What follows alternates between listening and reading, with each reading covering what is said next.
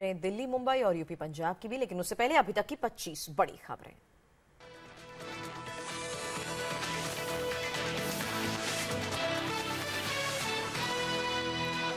केजरीवाल के खिलाफ आज एक और बड़ा खुलासा कर सकते हैं कपिल मिश्रा। सबूतों और डॉक्यूमेंट्स के साथ सुबह 11 बजे खुलासे की बात। कपिल बोले, सच्चाई जानकर हैरान हो जाएंगे आपके कार्यकर्ता। खुलासे से पहले कपिल मिश्रा के घर देर रात पहुंची पुलिस और डॉक्टर्स की टीम। मेडिकल जांच में तबीयत सामान्य। शनिवार शाम कनॉट प्लेस में हनुमान मंदिर भी गए थे कपिल। आपकी अदालत में कपिल मिश्रा का केजरीवाल पर बड़ा हमला, कहा जेल जाकर रहेंगे केजरीवाल। आज सुबह 10 बजे देखिए पूरा इंटरव्यू। की जानकारी दी आपने, कहा मैं केजरीवाल को जेल भिजवा दूंगा। मैंने कहा नहीं है, लेकिन ऐसा होगा जरूर साहब। आम आदमी पार्टी के नेता आशीष खेतान को मिली जान से मारने की धमकी। एक हिंदू संगठन पर आरोप। धमकी भरे खत में लिखा, तुम्हारी वजह से हिंदू संतों को जेल जाना पड़ा। पाकिस्तानी गोलीबारी के बीच ग्राउंड जीरो पर पहुंचा इंडिया टीवी। नौशेरा सेक्टर के कई गांव को कराया गया खाली। 750 लोग राहत कैंप पहुंचे। गोलीबारी में 3 लोगों की मौत, 2 घायल। जम्मू कश्मीर के डोडा में लश्कर का बड़ा मॉड्यूल बेनकाब हुआ। एसपीओ समेत 7 गिरफ्तार, हथियार जब्त। अमरनाथ यात्रा की सुरक्षा इंतजाम को लेकर श्रीनगर में हाई लेवल मीटिंग। भारत में दहशत फैलाने की ताक में है आतंकी। दक्षिण कश्मीर के 100 से ज्यादा स्थानीय आतंकी एक्टिव। आतंकियों की तलाश में सेना का सर्च ऑपरेशन। मूसा के ऑडियो टेप के बाद हिजबुल ने 2 फाड़। अलगाववादी नेताओं के सिर काटने वाले बयान का हिजबुल ने नहीं किया था समर्थन। नाराज होकर आतंकी संगठन हिजबुल मुजाहिदीन से किनारा किया। शहीद लेफ्टिनेंट उमर फैयाज को श्रद्धांजलि देने के लिए दिल्ली से मुंबई तक जनसैलाब उमड़ा। कैंडल मार्च निकालकर शहादत को सलाम किया। राष्ट्रपति प्रणब मुखर्जी ने इशारों में राहुल और कांग्रेस को नसीहत दी। कहा, इंदिरा ने 1977 की हार के 3 महीने बाद ही पार्टी को अंधेरे से बाहर निकाला था। मायूसी की जगह एक्शन की नसीहत। बीजेपी कार्यकर्ताओं को सीएम योगी की नसीहत। कानून के दायरे में रहकर अपनी बात रखने को कहा। भी उस कानून के दायरे में रह करके अपनी बात को रखनी होगी। कल से शुरू हो रहा है यूपी विधानसभा का सत्र। इससे पहले आज दोपहर 12:30 बजे सर्वदलीय बैठक। शाम 4 बजे सीएम योगी बनाएंगे बीजेपी विधायकों के साथ रणनीति। सीएम योगी से मिलने लखनऊ आज जाएंगे गृह मंत्री राजनाथ सिंह। अंतर्राष्ट्रीय योग दिवस की तैयारियों का लेंगे जायजा। 21 जून को मनाया जाएगा योग महोत्सव। शहीदों पर अखिलेश यादव के बयान से उमा भारती नाराज। कहा, राहुल गांधी की संगत की वजह से बोल रहे हैं बेतुके बोल। पिता और पार्टी को साथ लेकर चलने की नसीहत। एनडीए के खिलाफ महागठबंधन की मुहिम तेज। नीतीश के बाद कल सोनिया गांधी से मिलेंगे लालू यादव। महागठबंधन के संयोजक और अध्यक्ष पर सोमवार को हो सकता है फैसला। लालू परिवार पर सुशील मोदी के हमले जारी। मीसा भारती पर बंद कंपनी के जरिए करोड़ों की हेराफेरी के आरोप। कहा, जेल में बंद वीरेंद्र जैन से शेयर खरीद बेच से करोड़ों कमाए। काफी जद्दोजहद के बाद टीपू सुल्तान मस्जिद के शाही इमाम ने लाल बत्ती छोड़ी। बरकती ने कहा, सरकार का नहीं था दबाव, खुद अपनी मर्जी से लाल बत्ती हटाई। बरेली में ट्रिपल तलाक से बेघर हुई यास्मीन और उसकी बेटी। 2 शादियां कर चुके पति ने धोखे से तीसरा निकाह किया था। पीड़ित ने पुलिस में शिकायत दर्ज कराई। ग्लोबल साइबर अटैक का भारत पर भी असर। आंध्र पुलिस की 100 से ज्यादा कंप्यूटर पर रैंसम वायरस का असर। दिल्ली, मुंबई की कई दिग्गज कंपनियों भी वायरस की शिकार। इंदौर में 23 साल की मॉडल की संदिग्ध हालत में मौत। बॉयफ्रेंड और उसके 4 साथियों के साथ फ्लैट में रुकी थी। पुलिस ने मॉडल के बॉयफ्रेंड को लिया हिरासत में। कानपुर से आई हैरान करने वाली तस्वीर। पुलिस कैंटीन में गैंगस्टर के साथ चाय पीते दिखे पुलिस वाले। गैंगस्टर मोनू पहाड़ी को 12 मई को पेशी के लिए कानपुर लाई थी इटावा पुलिस। मेरठ में मोबाइल फोन ने व्यापारी की जान बचाई। हमलावरों की गोली मोबाइल को तोड़ते हुए व्यापारी के अंगूठे में लगी। लुधियाना में 2 गुटों में जमकर मारपीट। शोरूम में जमकर तोड़फोड़ हुई। सीसीटीवी में वारदात कैद। एशियन रेसलिंग चैंपियनशिप में भारत का जलवा। 65 किलो वर्ग में बजरंग पुनिया ने भारत को गोल्ड जिताया। महिला वर्ग में गोल्ड से चूकी सरिता को सिल्वर मेडल। आईपीएल में प्लेऑफ की दौड़ तेज। कोलकाता को हराकर टॉप पर पहुंची मुंबई। प्लेऑफ के लिए पंजाब को हर हाल में हराना चाहेगी पुणे। दूसरे मैच में दिल्ली से भिड़ेगी बेंगलुरु।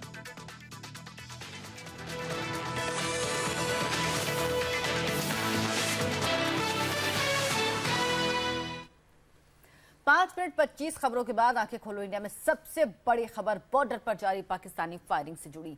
पाकिस्तान की तरफ से जारी सीज फायर उल्लंघन की हरकतों ने बॉर्डर पर रहने वाले लोगों की जिंदगी को पटरी से उतार दिया है। जम्मू के नौशेरा सेक्टर में शनिवार दिन भर पाकिस्तान की तरफ से भारी गोलीबारी होती रही, जिसके बाद बॉर्डर के पास रहने वाले करीब 200 परिवारों को सुरक्षित ठिकाने पर पहुंचाया गया। इंडिया टीवी संवाददाता रमन सैनी रात करीब 1 बजे नौशेरा सेक्टर में ग्राउंड जीरो पर पहुंचे, जहां पाकिस्तान की कायराना करतूत से सबसे ज्यादा नुकसान पहुंचा है।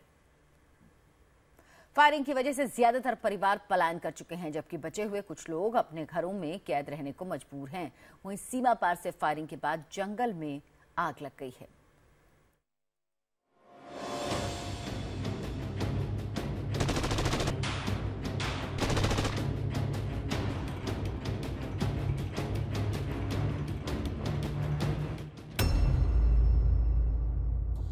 डर से सहमे लोग,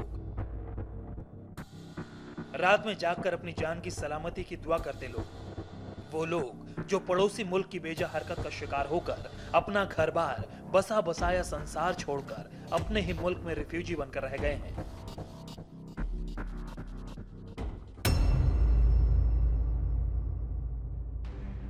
तस्वीरें जम्मू के नौशेरा सेक्टर के कलसियां की हैं। शनिवार सुबह से ही पाकिस्तान की तरफ से भारी गोलीबारी ने पूरे इलाके को हिलाकर रख दिया। पाकिस्तान को भी भारतीय जवानों ने मुंह तोड़ जवाब दिया, लेकिन पाकिस्तान की नापाक हरकत ने जन्नत में रहने वाले लोगों की जिंदगी को जहन्नुम बना दिया है। इंडिया टीवी की टीम शनिवार और रविवार की दरमियानी रात करीब 1 बजे जम्मू के उस इलाके में पहुंची जहां पाकिस्तान की गोलाबारी का सबसे ज्यादा असर हुआ है।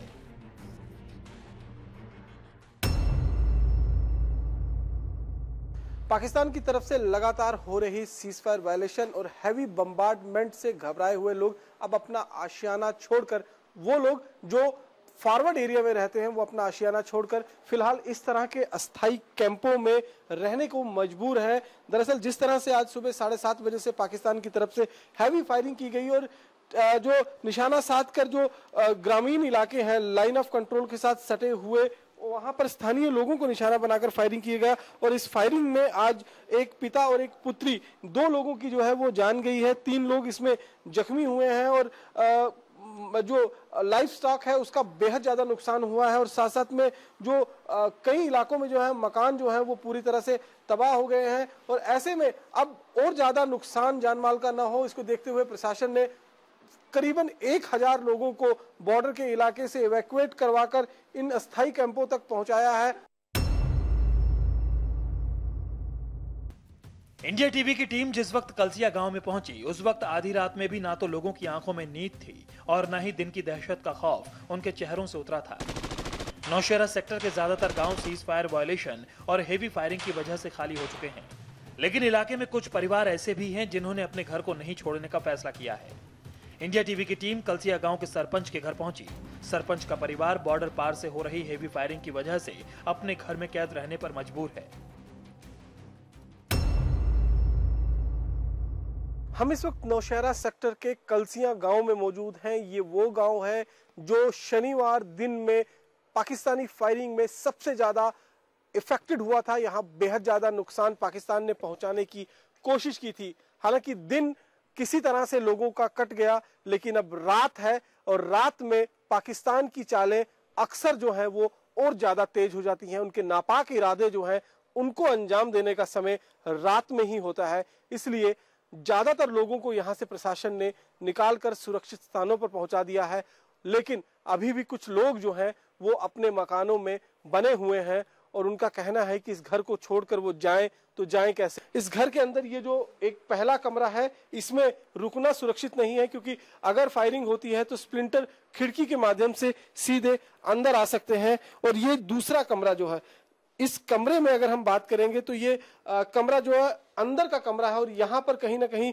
सुरक्षित थोड़ी सी महसूस हो सकती है। कल जब सुबह के 7:30 बजे फायर शुरू हुआ सर, 2:30 पौने 3 बजे बंद हुआ फायर। पूरा दिन लोग अंदर रहे, बाहर निकले नहीं। थोड़ी देर जब 2:30 बजे पौने 3 के बीच में बंद हुआ तो थोड़ी देर जब बंद हुआ तो लोग बाहर निकले। बाहर निकलने के बाद पाकिस्तान ने दोबारा अचानक फायर शुरू किया। उसके बीच में हमारे जो गांव के बीच में, आबादी के बीच में आना शुरू किया। नौशेरा सेक्टर के कई गांव बॉर्डर से बेहद करीब होने की वजह से वहां पर नुकसान बहुत ज्यादा हुआ है। जानकारी के मुताबिक इन इलाकों से करीब 193 परिवारों को सुरक्षित जगहों पर शिफ्ट किया गया है। सरकार और प्रशासन की तरफ से भी इन सभी लोगों को खाने पीने और जरूरी सुविधाएं मुहैया कराने की पूरी कोशिश की जा रही है।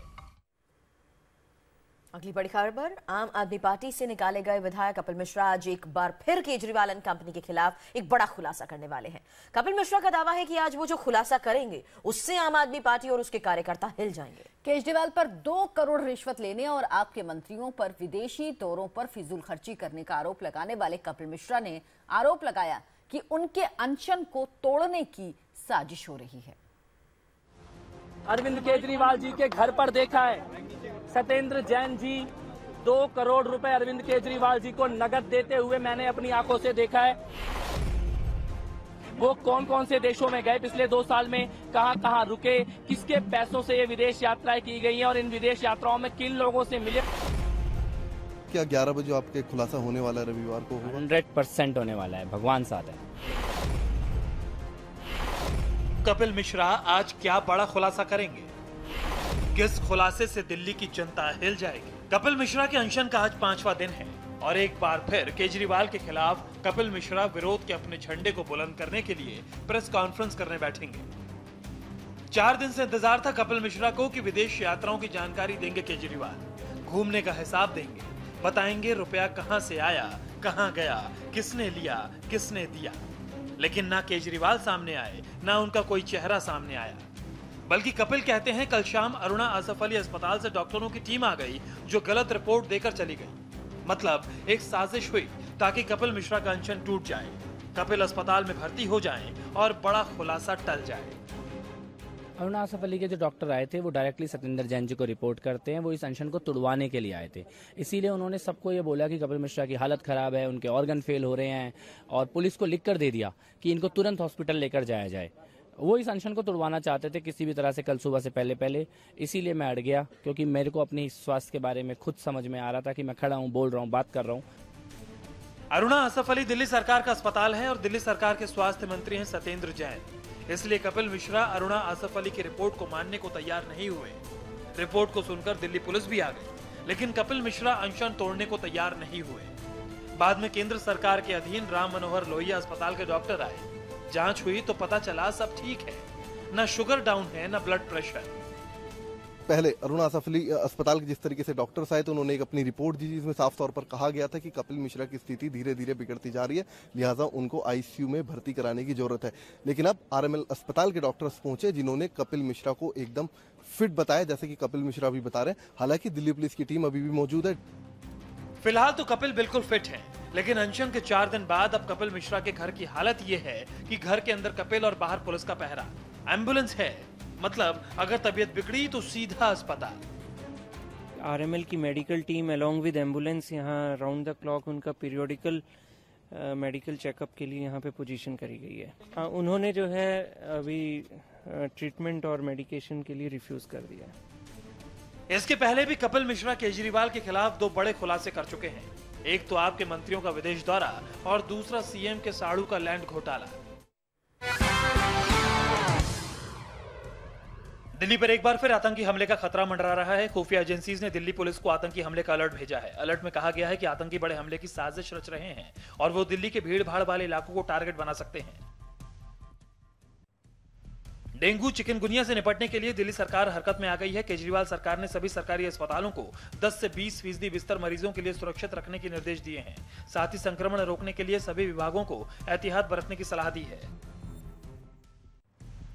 मुंबई से सटे कल्याण में चोरी की शिकार लड़की की बहादुरी वाकई हैरान करने वाली है। बस में चोरी हुए पर्स के बाद लड़की ने न सिर्फ सीसीटीवी फुटेज के आधार पर आरोपी की पहचान की, बल्कि उसी स्टॉप पर 5वें दिन आरोपी को पकड़कर पुलिस के हवाले भी कर दिया। मुंबई करों की परेशानी बढ़ने वाली है। पेट्रोल और सीएनजी पंप मालिकों ने हर हफ्ते रविवार को साप्ताहिक बंदी का फैसला लिया है। ऐसे में टैक्सी ऑटो वालों की रोजी रोटी पर असर पड़ना लाजमी है। साथ ही आम लोगों को भी इससे दो चार होना पड़ सकता है। मुंबई एयरपोर्ट सिंगल रनवे वाला दुनिया का सबसे व्यस्त हवाई अड्डा बन गया है। यहाँ पर 65 सेकंड में एक फ्लाइट टेक ऑफ या लैंड करती है। लंदन के गेटविक एयरपोर्ट को पीछे छोड़ते हुए मुंबई ने खिताब हासिल किया है, जो एक बड़ी उपलब्धि है। और अब देखिए यूपी पंजाब की बड़ी खबरें क्या हैं।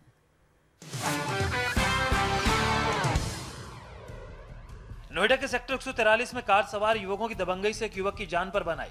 रास्ता नहीं बता पाने पर कार सवार दबंगों ने युवक की उंगली काट दी, साथ ही अपने साथ युवक को जबरदस्ती गाड़ी में बैठाकर ले गए और कुछ दूरी पर जाकर छोड़ दिया। इलाहाबाद के सरकारी अस्पताल में लेडी डॉक्टर की हैवानियत सामने आई। बहन का इलाज कराने आए युवक को मामूली बात पर लेडी डॉक्टर ने लात जूतों से जमकर पिटाई कर दी। पीड़ित युवक के शरीर पर चोट के गहरे निशान देखकर पुलिस ने शिकायत दर्ज कर ली है। इलाहाबाद के सेंट जोसेफ स्कूल में बेरहम टीचर की पिटाई से छात्र की आंख को नुकसान पहुंचा है। बताया जा रहा है कि प्रेयर के दौरान पीड़ित छात्र अपना बैग नहीं उतार पाया था। आरोपी टीचर के खिलाफ घर वालों ने पुलिस में शिकायत दर्ज करवाकर कार्रवाई की मांग की है। पंजाब में बड़ा प्रशासनिक फेरबदल हुआ है। राज्य की अमरिंदर सरकार ने 19 IAS और 43 PCS अधिकारियों के तबादले कर दिए हैं, जो तत्काल प्रभाव से लागू होंगे। सीएम अमरिंदर ने सभी अधिकारियों को लॉ एंड ऑर्डर पर प्रमुखता से ध्यान देने की बात कही है। पंजाब के बठिंडा में दर्दनाक हादसा हो गया। रामपुरा पुल इलाके में चलती बस में अचानक आग लगने से 3 यात्रियों की मौके पर ही मौत हो गई, जबकि 23 से ज्यादा लोग आग में झुलस गए। केबिन बंद होने की वजह से ड्राइवर लोगों की आवाज नहीं सुन सका और बस को दौड़ाता रहा।